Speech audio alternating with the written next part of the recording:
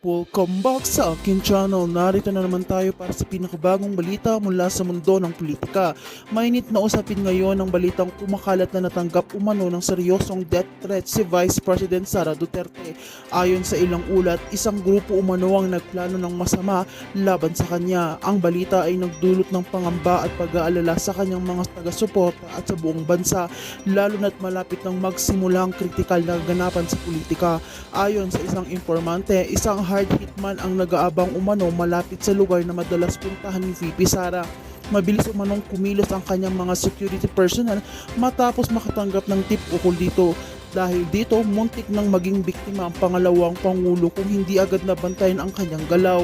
Pinapalakas ngayon ng kampo ni VP Sara ang kanyang seguridad. Iniimbestigahan na rin kung sino ang nasa likod ng nasasabing death threat. Marami ang hinala na may kinalaman ito sa kasalukuyang tensyon at mainit na politika sa bansa.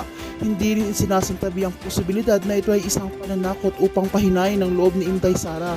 Samantalang nananawagan ng kanyang mga taga-suporta at ilang opisyal na pamahalaan na agad aksyonan ang hulihan ang mga nasa likod ng banta.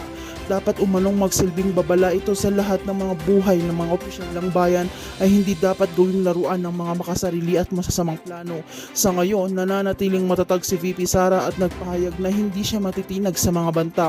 Anya, ipinagpapatuloy niya ang kanyang trabaho para sa bayan at hindi siya uurong sa hamon ng paglilingkod.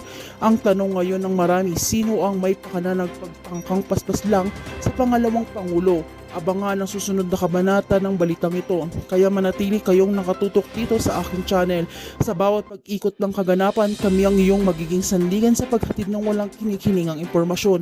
Huwag kalimutang i-like, i-share at i-subscribe para lagi kayong updated sa mainit na politika. Hanggang sa susunod sa episode, mag-ingat, magmasid at maging mapanuri.